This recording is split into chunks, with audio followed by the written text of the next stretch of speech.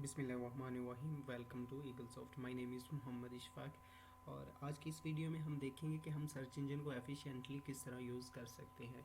और उससे पहले हम ये देखेंगे कि कौन सा सर्च इंजन दुनिया में कितने परसेंट यूज़ हो रहा है, यानी एक सिंगल पर्सन ने जब भी कोई सर्चिंग करनी हो तो वो कितने परसेंट कौन सा सर्च इंजन यूज़ कर सकता है।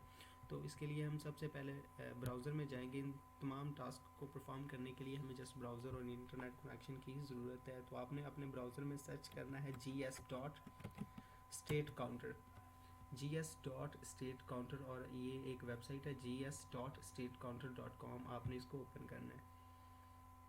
तो ये वेबसाइट आपको बताती है कि कौन सा सर्च इंजन कितने परसेंट दुनिया में यूज़ किया जा रहा है। तो सबसे पहले यहाँ पर जो है browser market share world wide, तो ये ब्राउज़र बता रहा है कि क्रोम जो है वो 66% यूज़ हो रहा है, सफारी उसके बाद है, और फायरफॉक्स, सैमसंग इंटरनेट, एज और ओपरा। हमें ब्राउज़र की ज़रूरत नहीं है, हम अब सर्च कर रहे हैं सर्च इंजन। तो आपने स्क्रॉल डाउन करना है और यहाँ पे है search market share. Search market share, आप ब्राउज़र मार्केट शेयर पे हैं सबसे पहले, और उसके बाद ओएस भी है, स्क्रीन रेजोल्यूशन है, सोशल मीडिया, डिवाइस वेंडर, और मोबाइल, टैबलेट और डेस्कटॉप डिवाइसेस कौन सी यूज़ हो रही हैं। ब्राउज़र विजन है, सर्च इंजन होस्ट, और मतलब सर्च इंजन पे होस्टिंग किस तरह हो रही है उसको आप सर्च कर सकते हैं। लेकिन हमारा मकसद क्या है, सर्च मार्केट शेयर। आपने सर्च मार्केट शेयर पे क्लिक करना है। तो अब ये आपको बता रहा है कि जो सर्च इंजन है गूगल, जो सबसे टॉप पे है, 92% दुनिया के अंदर यूज़ किया जा रहा है। यानी अगर किसी सिंगल पर्सन ने कोई भी सर्चिंग करनी हो तो वो 92% चांस है कि वो गूगल पे जाएगा और वहाँ पे सर्च करेगा। उसके बाद बिंग है जो 2% है, याहू 1% है, बैदू, इसका शायद आपने पहली दफ़ा नाम सुना हो, ये भी एक सर्च इंजन है चाइना का। चाइनीज़ के अंदर सर्चिंग की जाती है, चाइनीज़ लैंग्वेज को सपोर्ट करता है ये। उसके बाद डक डक गो है, ये 0.49% है, यानी एक 0.50 से भी कम है डक डक गो। ये एक सिक्योरिटी बेस्ड सर्च इंजन है डक डक गो। ये यूज़र की सिक्योरिटी रखता है, यानी आप जो भी चीज़ आप गूगल में सर्च करते हैं तो गूगल उसको रिकॉर्ड कर लेता है कि गूगल के अंदर आपने क्या चीज़ सर्च की थी। लेकिन ये डक डक गो, इसका एक बेनिफिट है कि यूज़र जो भी इसमें जाके सर्च करता है ये उसको रिकॉर्ड नहीं रखता, और इसीलिए सिक्योरिटी के लिहाज से लोग इसको प्रेफर भी करते हैं। वो कुछ ही लोग हैं, वो आप देख रहे हैं कि इसका रिज़ल्ट है जो बस वो 0.50 से भी कम है। उसके बाद यांडिक्स आर यू, और यांडिक्स आर यू, ये भी एक सर्च इंजन है, और ये है रशियन का, रशियन लोग इन्हें यूज़ करते हैं, रशियन बेस ये सर्च इंजन है। तो इन तीनों से तो आप फैमिलियर हैं। ये गूगल सबसे टॉप पे है। तो आप यहाँ पे इसको स्क्रॉल डाउन करें तो ये यहाँ पे ही चार्ट भी दिखा रहा है इसका, ये search engine market share world wide. तो इससे आप अंडरस्टैंड कर सकते हैं जो गूगल है, रेड बार गूगल की जा रही है, उसके बाद बिंग, याहू, बैदू, यांडिक्स और उधर। और यहाँ पे उन्होंने कोड दिया है कि इम्बेड HTML का ये कोड है। अगर हम इसको अपनी वेबसाइट के अंदर इम्बेड करना चाहें तो इस कोड को कॉपी करके हम अपनी वेबसाइट के अंदर इस चार्ट को इम्बेड कर सकते हैं। अगर आप अपनी वेबसाइट के अंदर इसको इम्बेड करना चाहें तो मैं यहाँ पे प्रैक्टिकल तो नहीं करूँगा, लेकिन जस्ट मैं आपको हिंट दे देता हूँ कि आपने करना ये है कि इस कोड को आपने कॉपी करना है। कॉपी करने के बाद आप अपनी वेबसाइट के अंदर एक पेज क्रिएट करना है। उस पेज का आप जो भी टाइटल दे दें इससे रिलेटेड हो, और उसकी बॉडी के अंदर इस कोड को आप जाके कर दें पेस्ट और पब्लिश कर दें, तो वो ये चार्ट उसके अंदर एम्बेड हो जाएगा। उसके बाद प्लेटफॉर्म, अगर आप प्लेटफॉर्म देखना चाहते हैं कि कोई किस प्लेटफॉर्म पे कौन सा सर्च इंजन यूज़ हो रहा है तो यहाँ से आप सेलेक्ट कर सकते हैं। और अब ये वर्ल्ड वाइड है, आप कंट्री वाइज भी इसको देख सकते हैं। चले मैं देखता हूँ कि पाकिस्तान के अंदर क्या हो रहा है। पाओ, पाकिस्तान के अंदर 98% गूगल यूज़ किया जा रहा है, बैदू 0.84%, याहू, डक डक गो, और यानी गूगल जो है सबसे टॉप पे है 98%, बाकी कुछ बचता नहीं। तो इस तरह से अगर आप अब इस कोड को एम्बेड करेंगे तो ये पाकिस्तान के जो है सर्च इंजन मार्केट शेयर, ये वाला चार्ट अब शो होगा। अब ये वर्ल्ड वाइड नहीं है, अब ये पाकिस्तान का। अगर आपने वर्ल्ड वाइड जाना है तो आप वर्ल्ड वाइड पे क्लिक करेंगे तो ये वर्ल्ड वाइड 92% है। और जब हम कंट्री बेस में जाते हैं तो आप यहाँ से किसी भी कंट्री का स्पेसिफिक लोकेशन, उसके बाद डेट है, आप डेट से उसको सिलेक्ट कर सकते हैं कि आपने अब ये लास्ट 12 मंथ का रिज़ल्ट हमें शो कर रहा है। ये डेट अक्टूबर 2019 और अक्टूबर 2020 का ये रिज़ल्ट है, यानी लेटेस्ट है। आप यहाँ से कोई भी ईयर सेलेक्ट करके उसको प्रीवियस भी ले जा सकते हैं कि किस ईयर के अंदर कितना सर्च इंजन को कितने % यूज़ हो रहा था। यानी अब हम इस मौजू पे पहुंच चुके हैं कि पहले हम कह रहे थे कि how we use search engine efficiently, तो अब हम कह सकते हैं how we use Google efficiently. तो अब हमने फ़ैसला कर लिया कि हमने जो भी सर्चिंग करनी है हम गूगल में करेंगे, क्योंकि गूगल को लोग ज़्यादा प्रीफर कर रहे हैं। तो चलिए हम गूगल के अंदर ही जाते हैं, इसको क्लोज़ कर देते हैं और इस वेबसाइट का URL जो है मैं डिस्क्रिप्शन के अंदर दे दूँगा, google.com। अब यहाँ पे है कि सबसे पहले अगर आपने आप कोई भी यहाँ पे सर्चिंग करते हैं तो आप सिंपली इस सर्चिंग के अंदर आप अपना कीवर्ड टाइप कीजिए, क्वेरी टाइप कीजिए और आपको वो रिज़ल्ट दे देगा।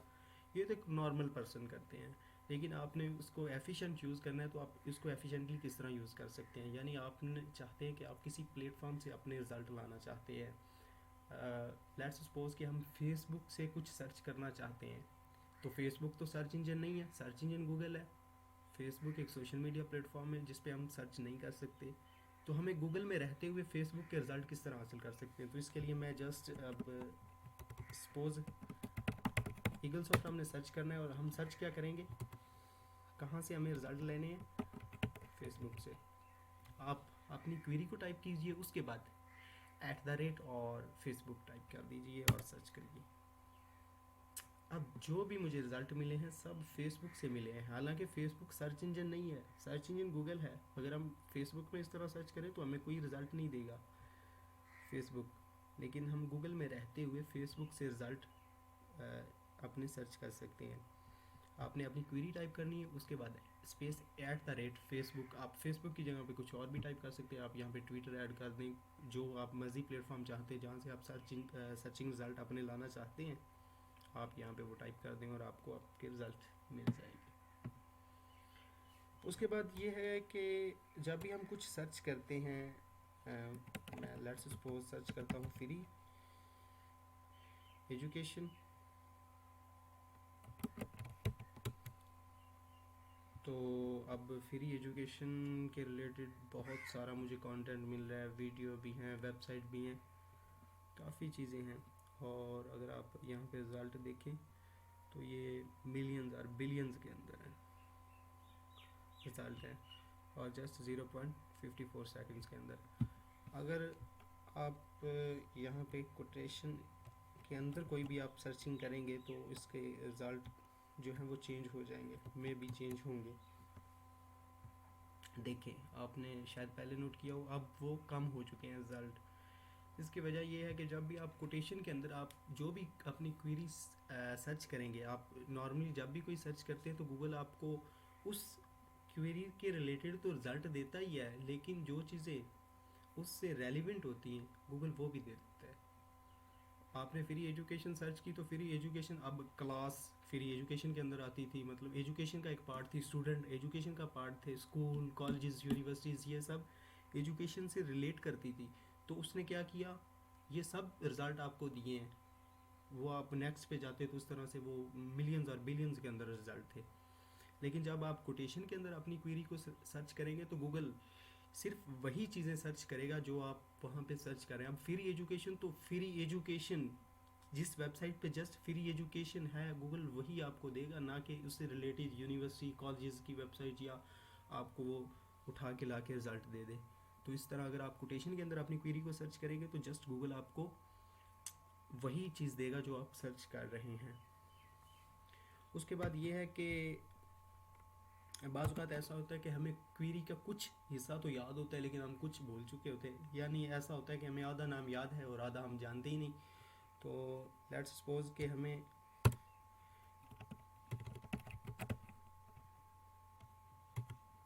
एजुकेशन तो याद है, अब एजुकेशन के बाद क्या टाइप करना है हमें याद नहीं है। तो जो आपको याद नहीं है वहाँ पे आप दें स्टैटिक और सर्चिंग कर दें। गूगल आपको सब चीज़ें वो खुद से ऐड कर देगा। एजुकेशन, विकीपीडिया, education.com और सब चीज़ें, यानी आप अपनी क्वेरी को जितना आप भूल चुके हैं उसकी जगह पे आप स्टैरिक ऐड करें तो आपको वो यहाँ पे रिज़ल्ट दे रहा है। Education means, meaning, education PDF, imports, education cities, concept of education, ये तो वो रिज़ल्ट दे रहा है। ये वैसे भी स्टैरिक के बाद भी देगा, लेकिन अगर आप कुछ भूल चुके हैं अपनी क्वेरी के बाद, आपको कुछ क्वेरी याद है और कुछ आपको याद नहीं, तो आप वहाँ पे स्टैरिक ऐड कर दें तो आपको गूगल वो रिज़ल्ट दे देगा। उसके बाद है आपने जस्ट दो क्वेरीज़ को सर्च करना है और दोनों आपस में रेलिवेंट है, यानी आप सर्चिंग तो दो करना चाहते हैं लेकिन आप उनको मिक्सअप करके सर्च करना चाहते हैं। बाज़ बात ऐसा होता है कि मैं यहाँ पे सर्च करता हूँ सॉफ्टवेयर और मुझे अब कंप्यूटर भी सर्च करना है, तो मैं यहाँ पे जाऊँगा और सर्च करूँगा कंप्यूटर, तो यहाँ पे मुझे कंप्यूटर के रिज़ल्ट मिल गए और यहाँ पे मुझे सॉफ्टवेयर के रिज़ल्ट मिल गए। तो क्या ही अच्छा हो कि मैं इन दोनों क्वेरीज़ को इकट्ठा सर्च कर लूँ।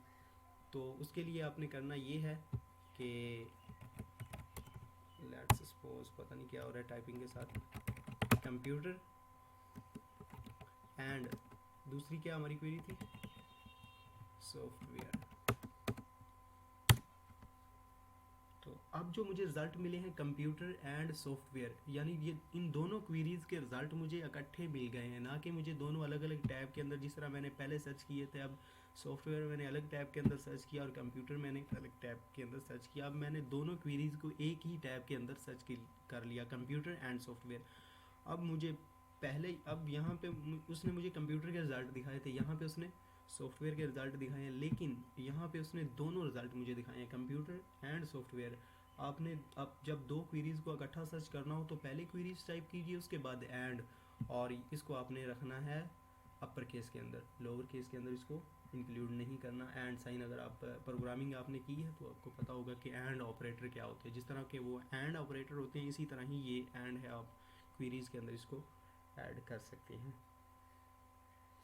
उसके बाद ये है कि ये काफ़ी इम्पोर्टेंट चीज़ है, आप चाहते हैं किसी स्पेसिफिक वेबसाइट के अंदर ही सर्च करना। लेट्स सपोज, मैं पहले आपको एग्जांपल देता हूँ, site.eaglesoft.com.pk। अब ये एक वेबसाइट है, साइट उसके बाद कॉलन और उसके बाद वेबसाइट। आप चाहते हैं कि आपको जो गूगल रिज़ल्ट देता है वो मिलियंस और बिलियंस के अंदर रिज़ल्ट दे देता है, लेकिन आपने सर्च करना होता है एक स्पेसिफिक वेबसाइट से। तो आप ये किस तरह कर सकते हैं, उसके लिए आपने करना ये है कि साइट, उसके बाद कॉलन और उसके बाद उस वेबसाइट जिससे आप सर्च करना चाहते हैं, और वेबसाइट का नेम यानी यूआरएल टाइप करने के बाद आपने स्पेस देना है और उसके बाद आपने अपनी क्वेरी को ऐड कर देना है। यानी मैं अब सर्च करता हूँ वेब डेवलपमेंट, ये देखिए अब मुझे जो भी गूगल रिज़ल्ट देगा साइट डॉट कॉलन और कॉलन के बाद जो मैंने वेबसाइट ऐड की है, सिर्फ उसी वेबसाइट के रेलिवेंट जो डेटा होगा गूगल जस्ट मुझे वही देगा। अब ये देखें 28,300 रिज़ल्ट गूगल ने मुझे दिए, जो मिलियंस और बिलियंस के अंदर रिज़ल्ट हमें मार रहा था। तो ये अब गूगल स्पेसिफिक हो चुका है कि उसे जो भी अब रिज़ल्ट शो करने हैं इस वेबसाइट से शो करने हैं। लेट्स सपोज मैं आपको एक और एग्जांपल दे देता हूँ। जो वेब डेवलपर होते हैं वो सर्च करते हैं site.wordpress.org। अब चाहते हैं कि जो डेवलपर होते हैं वो चाहते हैं कि हमें सिर्फ हमें इस वेबसाइट से रिज़ल्ट मिलने चाहिए, हमें किसी और वेबसाइट से लेना देना नहीं है। तो इसके लिए आप साइट और उसके बाद उस वेबसाइट का यूआरएल टाइप कीजिए जिससे आप रिज़ल्ट लेना चाहते हैं, और उसके बाद अपनी क्वेरी को टाइप कर दें। जस्ट मैं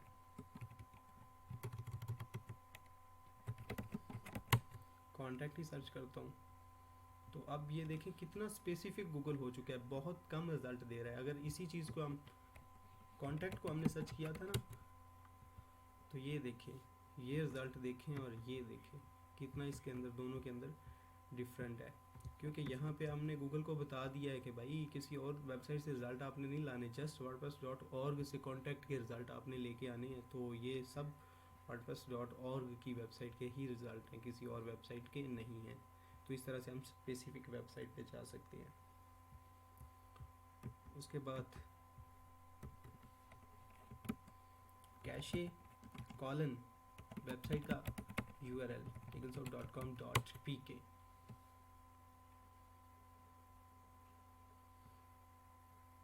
तो इस तरह से आपने कैशे टाइप करना है, कैशे के बाद उस कॉलन और कॉलन के बाद उस वेबसाइट का URL जिसकी आप कैशे देखना चाहते हैं। अब ये इस तरह है कि जब भी कोई वेबसाइट डाउन हो जाती है, मतलब उसके कुछ एरर आ जाता है उसके सर्वर के अंदर या कुछ भी, तो गूगल ने ऐसा किया होता है कि गूगल ने हर वेबसाइट को इंडेक्स करके रखा है अपने डेटे के अंदर, ठीक है, लेकिन रिज़ल्ट वो आपको उसके सर्वर से ही शो करवाता है। तो बाज़ ज़ात ऐसा हो जाता है कि कोई वेबसाइट ब्रेक, उनके अंदर कोई टेक्निकल प्रॉब्लम या कोई भी इशू आ जाते हैं, लेकिन गूगल के अंदर तो उसकी एक कॉपी होती है ना, तो उस कॉपी को आप देखने के लिए कैशे कॉलन और उसके बाद उस वेबसाइट का URL जो आप सर्च करना चाहते हैं, कैशे कॉलन और उसके बाद वेबसाइट का URL। आप यहाँ पे जो भी सर्च करेंगे आपको वेबसाइट का जो प्रेजेंट डेटा है वो नहीं मिलेगा, लेकिन जो गूगल ने इंडेक्स करके अपने अंदर रखा है आपको वो मिल जाता है। और पैथन के डेवलपर इसको अच्छी तरह समझते हैं कि उसके अंदर लाइब्रेरी होती है। ये वैसे भी सॉफ्टवेयर को फास्ट करने के लिए भी होता है वेबसाइट को, कि उसके अंदर कैशे का फंक्शन रख दिया जाता है कि जब भी हम कोई वेबसाइट ओपन करते हैं तो उसका जो कैशे है वो हमारा ब्राउज़र ही उसको अपने मतलब इस कंप्यूटर के अंदर वो सेव कर लेता है। तो नेक्स्ट टाइम अगर हम किसी उसी वेबसाइट को किसी और टैब में ओपन करना चाहते हैं तो वो उस वेबसाइट के सर्वर पे जाने के बजाय इसी कंप्यूटर के कैशे के अंदर उस वेबसाइट को ओपन कर देता है, तो वो नॉर्मली जल्दी से ओपन हो जाती है और टाइम सेविंग भी होता है, और वेबसाइट पे भी इतना लोड नहीं जाता और यूज़र को भी इतना वेट नहीं करना पड़ता। बाज़ का तो वेबसाइट पे ये फंक्शन होता है, बाज़ पे नहीं होता, कि डेवलपर ने ऐसा किया होता है कि उसके अंदर फंक्शन कैशे के इस तरह रखा होता है कि जब भी कोई यूज़र उसको ओपन करता है तो वो वेबसाइट उस कंप्यूटर के अंदर अपनी जगह बना लेती है। तो नेक्स्ट टाइम जब यूज़र ओपन करता है तो वो फटाक से ओपन हो जाती है। तो अब ये भी कुछ इस तरह का सीन है। फिर काफ़ी अमेजिंग सर्चिंग फीचर जो है वो मैं आपको बताता हूँ। आपने सर्च करना है गूगल इमेजेस, पता नहीं क्या सर्च हो गया मुझसे, I don't know, Google images. अब ये हम यहाँ पे जो भी चीज़ सर्च करेंगे वो हमें इमेजेस के अंदर मिलेगी। तो मैंने कंप्यूटर सर्च किया तो मुझे कंप्यूटर की इमेजेस मिल गई, पता नहीं वो किस किस तरह की इमेजेस दिखा रहा है। हम चाहते हैं कि नॉर्मली हम सर्च इंजन से इस तरह क्वेरी को टाइप करते हैं टेक्स्ट के अंदर और हम सर्च कर लेते हैं, या फिर यहाँ पे एक फ़ीचर ये है कि हम इसे वॉइस के ज़रिए गूगल से सर्च कर लें। अब ये यहाँ पे सबसे क्यूट फीचर है कि हम इमेजेस के ज़रिए गूगल पे सर्च कर सकते हैं। यानी हमारे पास कोई इमेज है, हम चाहते हैं कि उस तरह की इमेजेस गूगल से हम सर्च करें तो हम इजीली कर सकते हैं। बाज़ का ऐसा भी होता है कि हमारे पास इमेज तो होती है लेकिन बिगनर हम होते हैं, हमें पता नहीं होता कि ये इमेज है क्या, हम उसके बारे में कुछ जानते ही नहीं। तो इस तरह से भी हम सिंपली उस इमेज के ज़रिए हम सर्च कर सकते हैं। अगर हम गूगल को नहीं बता सकते कि भाई हमारे पास जो इमेज पहले पड़ी है, ज़ाहिर सी बात है हम गूगल को बोल के तो नहीं बता सकते कि ये हमारे पास इमेज पड़ी है, आप भाई इस तरह की इमेज हमें और ला के दे दें। तो आप सिंपली वो वाली इमेज यहाँ पे अपलोड करें। मैं यहाँ से अपलोड कर देता हूँ, मेरे पास एक ये इमेज पड़ी है, तो चलिए जस्ट हम इसको ओपन करते हैं और वो अपलोड हो रही है। तो अब ये देखें, सबसे पहले गूगल जो है उस इमेज को स्कैन करता है कि उस इमेज के अंदर क्या है। अब उसने स्कैन किया है, उसने कहा कि इस इमेज के अंदर लैंग्वेज है, तो लैंग्वेज के रिलेटेड उसने उसका साइज़ भी बताया है कि ये इस इमेज का साइज़ है, और उसके रिलेटेड सारी इमेजेस गूगल ने दे दी हैं। आप ये देखें, ये हमने अपलोड की है और गूगल ने ये रिज़ल्ट दिए हैं। सिमिलर उस तरह के हैं, कुछ थोड़े से डिफरेंट है, लेकिन सिमिलर, ये देखिए बिल्कुल वही इमेज ही आ रही है। तो इस तरह से आप गूगल से इमेजेस के ज़रिए सर्च कर सकते हैं, जो कि काफ़ी इंटरेस्टिंग है, आप एक्सप्लोर करेंगे तो ये थी आज की इस वीडियो में। हमने एक्सप्लोर किया कि हम सर्च इंजन को किस तरह से मौसर तरीके से यूज़ कर सकते हैं। इजाज़त दीजिए, अल्लाह हाफिज़।